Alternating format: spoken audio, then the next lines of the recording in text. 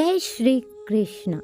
आप सभी का स्वागत है मेरे YouTube चैनल गोपाल दीवानी में। आज हम आपको माघ माह के दूसरे अध्याय की कथा का रसपान करवाने जा रहे हैं। इससे पहले अगर आप मेरे चैनल पर नए हैं तो मेरे चैनल को सब्सक्राइब कर लीजिए ताकि अच्छी अच्छी कथाएं आपको सुनने के लिए समय समय पर मिलती रहें। वैसे तो माघ मास बहुत ही शुभ माना गया है। आइए कथा का आरंभ करते हैं। एक बार भगवान गणेश ने एक छोटे बालक का रूप लिया और अपने भक्तों की परीक्षा लेने निकले। उनमें एक हाथ में थोड़े से चावल थे और दूसरे हाथ में एक चम्मच। वह हर किसी को बोल रहे थे, कृपा मेरे लिए कुछ खीर बना दो, कोई भी कृपा मेरे लिए कुछ खीर बना दो। निकटवर्ती एक बुढ़िया ने उसकी आवाज़ सुनी और यह प्रस्ताव स्वीकार किया। उसने एक चुटकुली में बर्तन में खीर पकाना शुरू कर दिया। लेकिन गणेश जी ने कहा, दादी माँ, उस छोटे बर्तन का उपयोग मत करो। अपने घर में जो सबसे बड़ा बर्तन है उसका उपयोग करो। इसलिए वह सबसे बड़े बर्तन में खीर बनाने लग जाती है। उसने देखा कि छोटे से बड़े बर्तन में डाली गई थोड़े से चावल ने पूरे बर्तन को भर दिया था। गणेश ने कहा, दादी माँ, मुझे पहले नहाने की ज़रूरत है, और वह चला गया। खीर तैयार हो गई तो बुढ़िया के पोते बच्चे खीर खाने के लिए रोने लगते हैं और बुढ़िया ने कहा, गणेश जी, पहले आपको भोज चढ़ा दूं। इतना कहकर उसने एक चम्मच खीर चूल्हे में डाल दी और फिर उसने बच्चे को बड़े बड़े कटोरियों में खीर भरपूर भोजन कराया।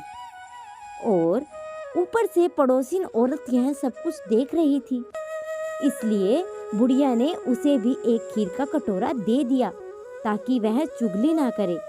फिर बुढ़िया ने बहू ने सोचा कि वह भी छल कर सकती है और उसने भी एक कटोरा खीर खा ली और कटोरी को चक्के के नीचे छुपा दिया।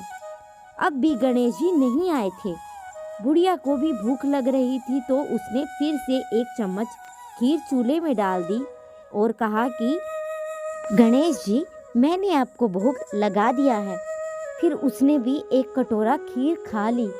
इसी समय गणेश जी वहाँ पर पहुँच जाते हैं और बुढ़िया ने उन्हें भी एक कटोरा खीर भरकर दे दी। पर गणेश जी ने कहा, दादी माँ, मैंने तो पहले ही खीर खा ली थी। बुढ़िया ने पूछा, कब खाई? गणेश जी ने कहा, जब तुम्हारे पोते ने बच्चे ने खाई थी और तब खाई थी। तब जब तुम्हारी पड़ोसन ने खाई थी तब खाई थी। जब तुम्हारी बहू ने खीर खाई तब भी मैंने खाई थी, और अब जब तुमने खाई तो मेरा पूरा पेट भर गया। बुढ़िया ने स्वीकार किया, तुम्हारे कहने पर तो सच है, लेकिन मेरी बहू का नाम न लेना। वह तो सुबह से काम में लग रही है, उसने कब खाई होगी? गणेश जी ने कहा, चक्की के नीचे देखो, वहाँ तुम्हें एक खाली कटोरा मिलेगा। वह भी तो अभी अभी ही खाई है। गणेश जी को सब कुछ पता था। बुढ़िया ने पूछा, बची हुई खीर का क्या करूं? गणेश जी ने कहा, उसे लोगों को सेव कर दो।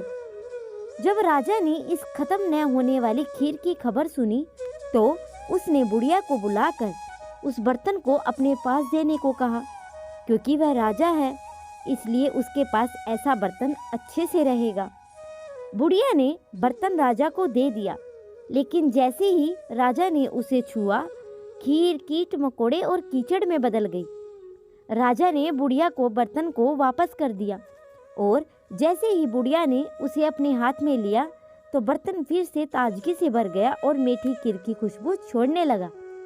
घर पहुंचकर बुढ़िया ने पूछा, बची हुई खीर का क्या करे?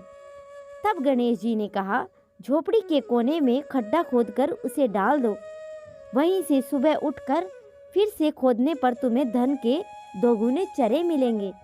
यह कहकर गणेश जी झोपड़ी को लात मारते हुए गायब हो गए। और जैसे ही गणेश जी के पैरों ने झोपड़ी को छुआ तो वो झोपड़ी एक सुंदर महल में बदल गई। सुबह बहू ने फावड़ा लेकर पूरे घर को खोदने का प्रयास किया तो लेकिन धन नहीं मिला। तब बुढ़िया ने एक सुई ली और खीर खोदने के लिए जगह खुरच किया तो वहाँ से भारी मात्रा में धन मिला। जय जय हो मेरे गणेश महाराज जी। जैसे आपने बुढ़िया माई को चमत्कार दिखाए, वैसे ही इस कथा को सुनने वाले और हुंकार भरने वाले की भी लीला अपरंपार करें, उनके भी दुखों का सर्वनाश करें। माघ मास के तीसरे अध्याय का रसपान आप अगली कथा में करेंगे। अगर आप सभी को यह कथा पसंद आई हो तो मेरे चैनल को सब्सक्राइब करें, वीडियो को लाइक करें और कमेंट में जय श्री गणेशा अवश्य लिखें।